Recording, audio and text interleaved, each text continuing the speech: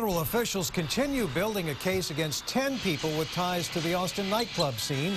Brothers Mike, Steve, and Hadi Yassine are among that group. The charges range from money laundering to cocaine distribution to illegal use of firearms. And new at 6, our Josh Hinkle tracked down the landlord of one of the bars owned by Mike Yassine. All of the bars are closed right now, and they each have a notification on their front door from TABC saying they can't sell or serve alcohol at this time. This is one of those clubs. This is Malaya on 6th Street. It's a historic structure that this plaque on the front says has been here since 1875. It's something that the landlord wanted to keep in her family, so when she bought it from her siblings, Mike Yassine was actually her very first renter, someone she describes as the dream tenant. She says he's had the lease since 2007 and was always very polite. He put more than $1 million into improvements here and always paid time.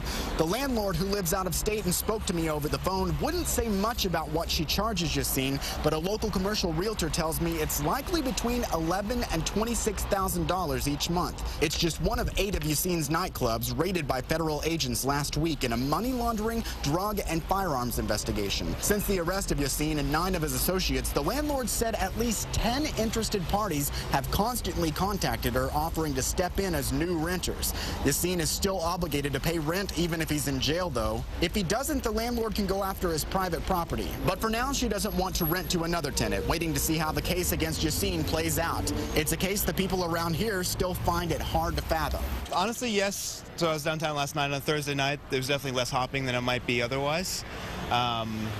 But I think on the east side, like East 6th has been more buzzing now. And the warehouse district still has plenty of great clubs that are open, and they seem to be doing just fine. Well, these clubs are all still empty inside and will remain closed for the foreseeable future. Now, we want to let you know that we found out that Mike Yassine is the person of interest in an unsolved homicide of his former business partner, Paresh Patel. If you go to KXAN.com right now and search for this story, on the homepage, we've talked to Patel's former attorney about his disappearance back in 2000 and the reemergence of his case in light of this investigation.